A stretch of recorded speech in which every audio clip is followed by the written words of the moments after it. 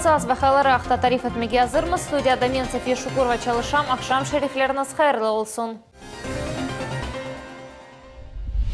Қырым пайтақтың мерkezini Аметхан Султанның әбедесі яраштырacak. Бұл eykel 3-cü sınavcıға бағышланған en büyük әбеде olacak. Onun leyhasını bugün Қырым Cumhuriyeti'nin yılbaşçısı yanında Қырым Tatarlarının Cemaat Şurası, Devlet Duma Mebusu Ruslan Balbek, Devlet Milletleri Komitetinin reisi Elinur Abduramanov, Ahmedžет Memuriyeti ve Қырым alimler tasdiqladılar. Мы договорились, что перед тем, как приступить к реализации, мы заручимся поддержкой экспертного сообщества, так, чтобы не было ни у кого никаких возражений, чтобы все общество, включая и крымско-татарское сообщество, экспертное сообщество, чтобы ни у кого не было никаких претензий, чтобы памятник был действительно для всех родным и отображал чаяние, ожидания, которые каждый несет в себе. Әбеде яратылуы ve yerleştirilüğü için malivi yardımını mecenas Yakup Asanov gösteri. Elkeninin müellifleri Mimar İdris Yunusov ve Beli Eltrinaş Ayder Aliyev. Vazife yengilde çünkü iki defa Karaman'ın obrazını tunçlar yaratmak ve oldukça oşatmak gerek. Эскиз представлен в таком рабочем варианте, где главной фигурой является сам Аметхан Султан и две по краям скалы, олицетворяющие крылья. Здесь разноуровневый постамент, он говорит нам о том, что он с горной Алупки. И высота памятника где-то 4,5 метра, сама фигура где-то 2,60. Предполагается из бронзы и постаментная часть из гранита. Әбеде bu yıl көзде yerleştirmege planlaştıralар. Октябрьнің 20-сінде учучының adını taşıған meydanda Аметхан Султанның 99-cı doğan күні хайдатылacak. Қырымда славян yazısı ve medeniyeti күні хайдатылды. Bayram eski славян әлифбесini ve kilse тіліні yaratқанларға, yani Кирилл ve Мефодий аға қардашларға бағышланды. Тәфсилатлы малюмат левхамызда. Санада Қырым Cumhuriyetinde нам қазанған Эрбап Игорь Михалевскийның реберлігінде ярым адамыздаки en яқшы бала ве büyükler хоры. Қырым пайтақтында Везирлер Шурасының бинасы огунде славян yazısı күні тантаналы концертнен қайдатылды. Büyük байрамда хор коллективлерінің, умумтасил ве бала музыкаль мектеплерінің 400-ден зияды артисты иштирак етті. По всей Республике Крым, во всех, безусловно, библиотеках, музейных учреждениях проводятся круглые столы, форумы, конференции. Мы обсуждаем, мы развиваем те постулаты, те основы, которые были заложены Кириллом и Мефодием. Франко адына Қырым Cumhuriyet китапханесінде Медениет, санат ве туризм университетінің студентлері сказания Кирилле и Мефодий деп адландырылған саналаштырманы көстерділер. Саналаштырмадан соң эссас қысымға кечтілер. Бұ Кирилл ве Мефодийге бағышланған хатыра ишаретінің тантаналы ачылув тедбір олды. Хатыра ташның қойылуында Бұлғар, Ақрус, Рус ве Украин региональ милли медени мұхтариетлерінің векелері иштирак еттілер. Аллеяның эки четінде байрам тәшкілячылары гүл чечектерін сачтылар. Я считаю, это то, что объединяет все народы, независимо от религии, независимо от национальности, что нас всех объединяет искренность славянства. Мы видим тот отклик от людей, действительно, это важно. Люди с удовольствием приходят на наши мероприятия, мы каждый раз придумываем очень интересный формат. Тедбір китапханенің залында девам етті, анда славян жемиетлерінің векелері төгерек маса етрафында Кирилл уруфаты сақланылуы үшін керек олған черелеріні ведигер меселелеріні музакере еттілер. Айша Шулакова, Руслан Минаев, Виталий Голубев, Миллет үшін.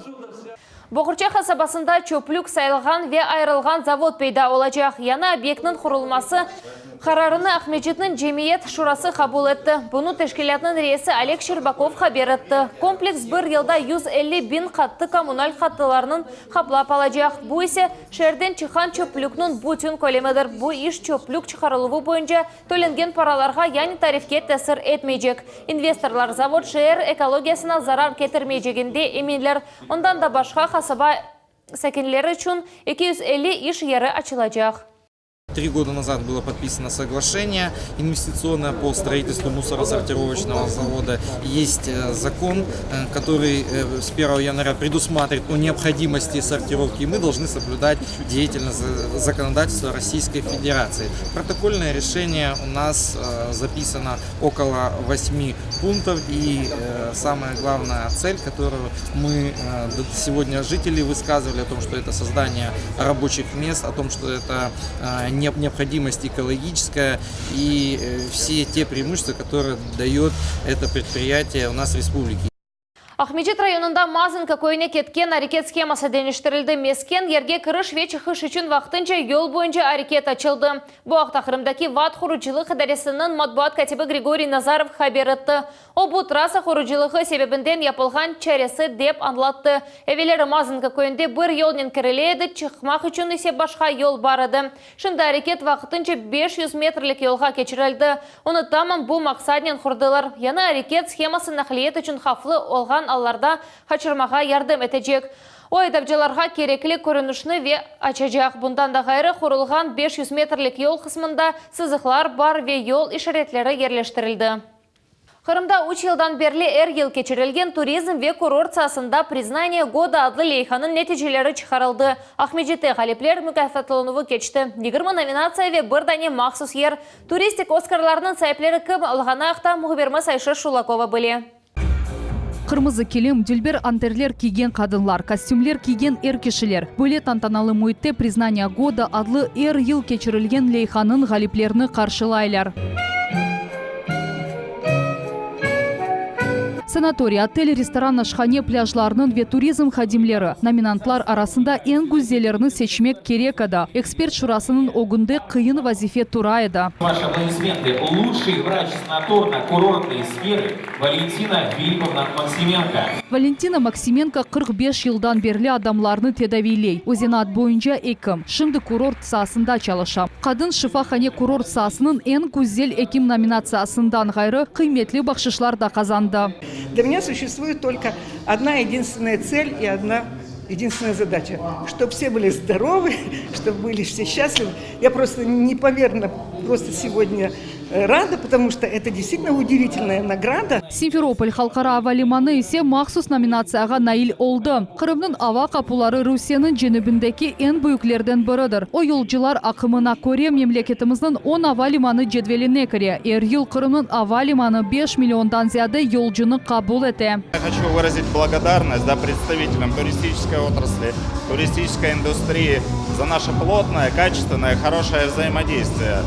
Мы привозим туристов нашим средством размещения, и, соответственно, средства размещения дают нам нашего пассажира, поэтому у нас такая связь и гармония. Это очень важно. Aksiyonu turizm ve şifahane turizm kompleksi boyunca komiteti geçiriyor. Buna Kırım'ın kurort ve turizm vezirligi da kol tuta. Такой отраслевой Оскар, он безусловно Крыму нужен, потому что это одна из самых главных специальностей, самых главных отраслей экономики республики. Это уже бесспорно, признают все. В следующем году также будем с министерством продумывать, что у нас нового будет на горизонте, тем более Крым каждый год меняется, добавляется много направлений интересных, поэтому наша задача поддержать таких людей, которые становятся первопроходцами, пионерами и показывают, что Крым на сегодняшний день это действительно тот самый бриллиант в короне Российской империи, который способствует привлечению туристов. Leyhada tek Kırım registratsiyasi olğan şirketler iştirak etti. Onların turistik sahasına koşkan yatırımları ve obyektlerinin modernizasiyasi көз өгіне alındı. Проведение таких мероприятий имеет очень важное значение. Во-первых, это подвести итоги прошедшего курортного сезона. К счастью, это был замечательный курортный сезон, мы все знаем, почти 7 миллионов отдыхающих. И обсудить готовность к новому курортному сезону. Те, кто здесь участвует, им очень интересно, как говорится, и на других посмотреть, и себя показать. Вот это, на мой взгляд, главная задача вот этой всей церемонии. Teşkilatçılar yarış yıldan büyükleşe ve meraklıca olğanında eminler. Nominatsiyalarının sayısı ise hep artacak. Ayşe Şulakova, Akim Bekirov, Millet için. Бекир Чубанзаденің алимы Гаспринский Адана китапханесінде әдеби тедбір кечірілді. Оны ұлы Қырым-татар шайыры марифчысы Ветурк Шыназ Бекир Чубанзадеге бағышладылар. Бала театр студиясының талебелері тедбірдің мұсафирлері олдылар. Олар үшін Чубанзаденің әсерлері üzerinde мини-театр оқулар азырланды.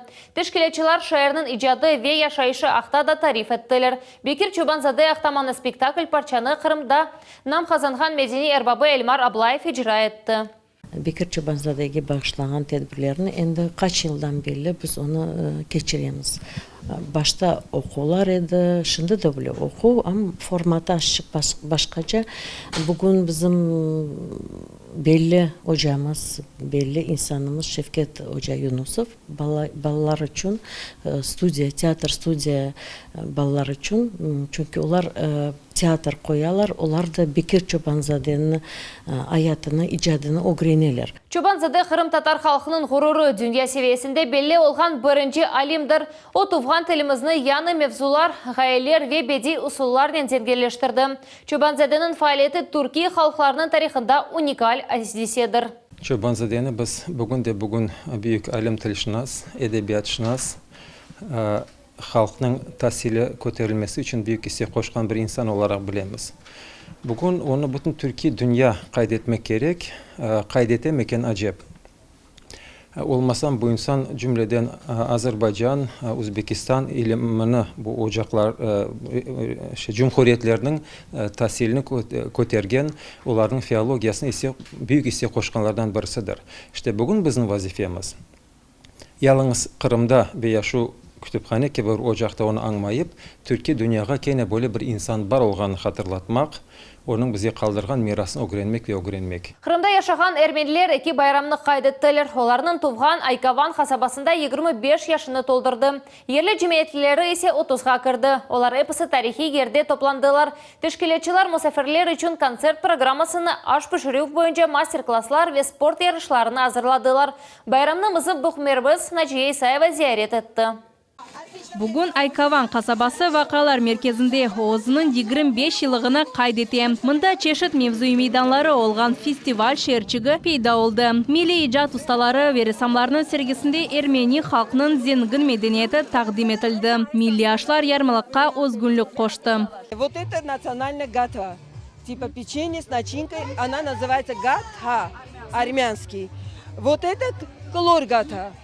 Круглый тоже гата, но круглого фасона, он немножко другой. Конечно, там начинка есть с топленого сливочного масла, с муки, с орехов другой раз, ну как получается.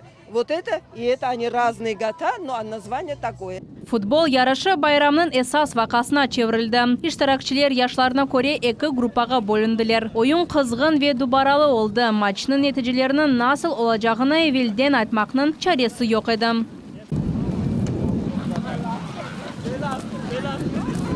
Bayramda küçük misafirlerge de ayrı dikkat ayrıldı. Animatorlar balalar için eğlence programmasını hazırladılar. Anda birçok meraklı oyunlar ve yırlar oldu.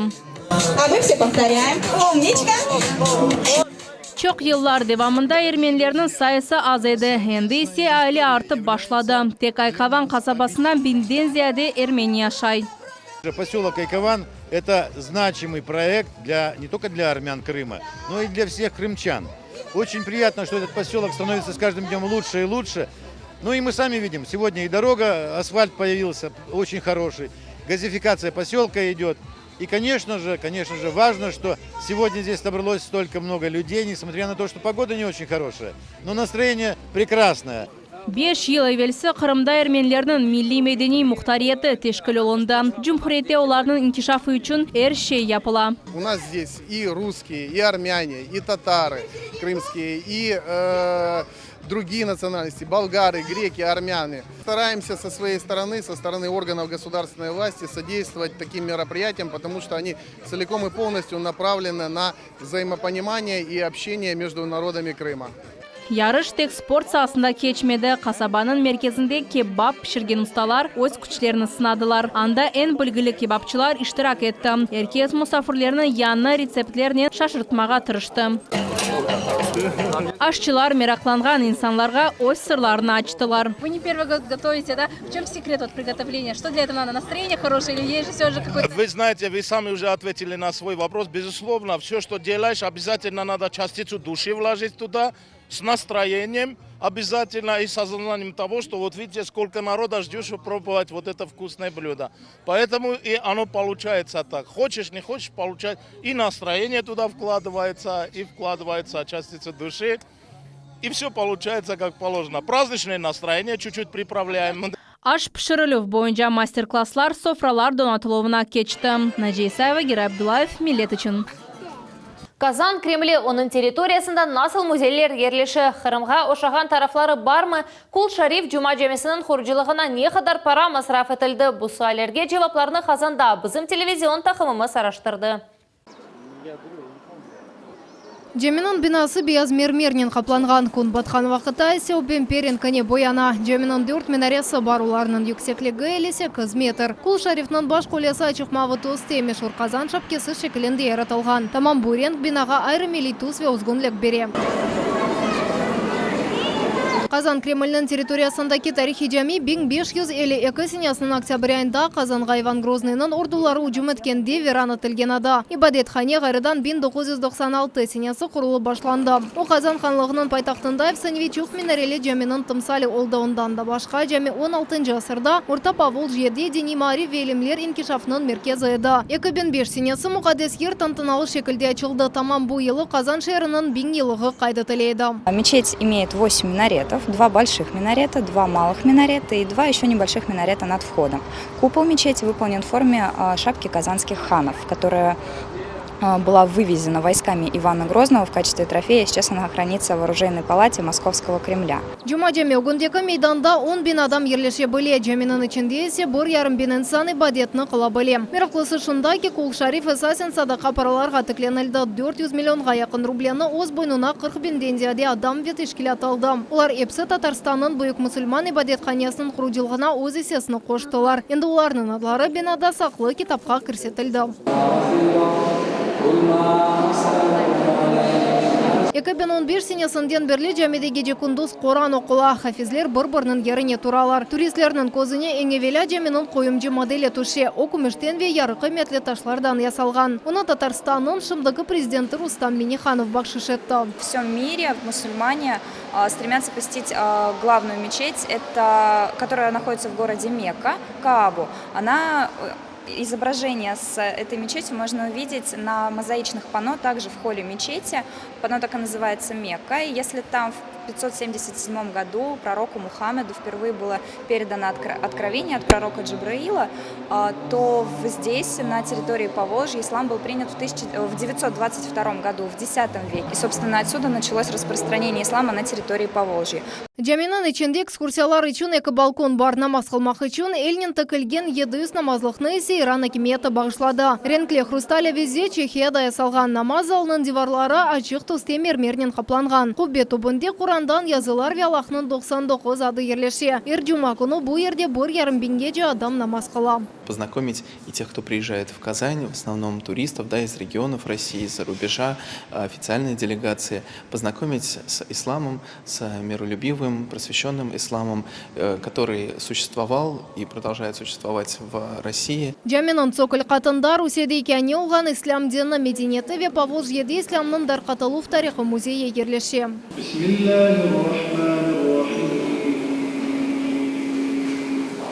Бұл меркезе экспонат электрон цифрленген Құрандар тәржімесі рус, татар ве инглиз тілерінде. Елі Қазан Кремльні 3 миллионға же турист зиярет ете. Тамам музейде алып барылған фаалиет ислам діні ақта бүлгілерін арттыра. В музее есть основная экспозиция, а есть временные выставки. И эти выставки сменяют одна другую каждые 3 месяца. Это и выставки, посвященные искусству, каллиграфии, орнаменту, миниатюре. Наши выставки мы делаем в партнерстве с российскими и зарубежными музеями, коллекционерами.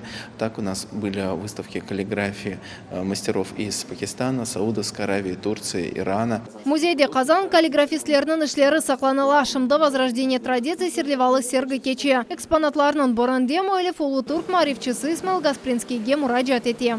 На этой работе выписано имя в жанре тугра Гаспрала Исмаиль Бек. Мустафа Ула написано в центре в форме такого флага в жанре османских тугр, а наверху динде ва фикрде ва эште берлик. Да, известная фраза Исмаиля Гаспринского на татарском языке, которая призывает нацию сплачиваться и трудиться для своей пользы. Қырым ве Қазаны бірлештірген шечоқ. Бұл күмдарлар тижарет, медениет ве тарих севелері ыдар. Алтын орду деверінде Бағда, Зиядейда. Қазан ханлары арасында Қырымдан чыққанлар да бар еді. Бұл мәлімат Татарстан Жұмхуриеті ве татар халқының девлетчілігі музейінде сақлы. Связи были очень тесными. И в том числе и правители были на троне Казанского ханства. Двое из них были представителями Крымской династии. Но если еще считать наследника царицу Шумбеке у Тямышгера, его отец происходил из Крымского ханства. Вот, то есть если бы он сел на престол, то тоже продолжил бы эту династию. Ну и поэтому на территории Кремля, когда проводили археологические раскопки, это происходило на протяжении 20 века, особенно активно 70-е, 90-е годы, находили большое количество предметов, связанных с периодом Казанского ханства, и в том числе там были находки, на которых стояла Крымская тамга, династия Гиреев. То есть как раз она ставилась, показывалось, что этот период правления как раз этих крымских ханов. Қазан Кремльнің территориясы 15 гектарға яқын. Бұл ерде әрбір объект диққат қалайық. Фатиме Сейдаметова, София Шукурова, Эрвин Амиралиев, Милет үшін. Мұхадес Рамазан айы сонына етмекте тезден Қырым мұсылманлары әсас дини байрамларындан бірісіні қайды тежеклер. Ярым адамызның әрбір көшесінде ифтарларының кечерелер. Оларының дин жемейетлері, иш адамлары вет жематчылық тешкелеті. Біздің телевизион тақымымыз бойлы хайрия ифтарларының бірісінде болынды. Мұқадес Рамазан айын күнлеріні ие ишлерінен толдырмақ керек. Бұл себептен Қырым тешкелеті қол тұтыванен бүгін бұйық ифтар беріле. Эзанның татлы сесі яңғарады. Ораза тұтқанлар ислам дінінің шартларына күтіп намаз қылдылар. Ифтар вақыты келді. Софралар чешет түрлі Қырым татар емеклерінен донатылған. Залда Жұмхуриетіміздің чешет көшелерінден келген мұсафирлер ерлеше. На протяжении многих лет мы с семьей держим этот пост. Этот пост Ураза, он является одним из столбов ислама. Мы считаем это святым долгом своим. И я помню, как мои бабушка, дедушки на протяжении многих лет вставали рано и постились. Рамазан айы ие ишлер вақытыдыр. Тамам бұның үшін Қырым татар қалқының регионара Қырым жемаат тешкилаты ярамадамыздың мусульманларына ифтар берді. Вы знаете, мы уже на протяжении, мы как Крым уже каждый год проводили. И как мусульмане мы просто обязаны и держать пост. Сейчас 80% уже ребята держат пост. Поэтому мы, как и все, должны и обязаны проводить и пост соблюдать и как бы ифтары проводить. Тешкилатчыларның фикріне көре мұқаддес айының соңына же бір-бірімізге диққатлы олмақ керекміз. Олар келечекте де бойлек бұл ифтарлар бермеге ниетленелер. Сабрия Алимова, Рамазан Аливапов, Миллет үшін. 25 ел қайтарма ритмінде Гүлдесте шархи ойынлар ансамблі өзінің 25 еліғыны қайдетті. Байрамға бағышланған коллектив Қырым пайтақтында гала концерт кечірді. Парлах оригиналь ойын композициялары, жошқын музыка, чешет ренкли милли киімлер. Гүлдесте ансамблінің іштиракчелері дүния халықларының ойынларыны тақдим еттілер. Оларының сырасында рус, украин, өзбек, таджик, гурджи, веде гермелетлерінің ойынлары бар еді.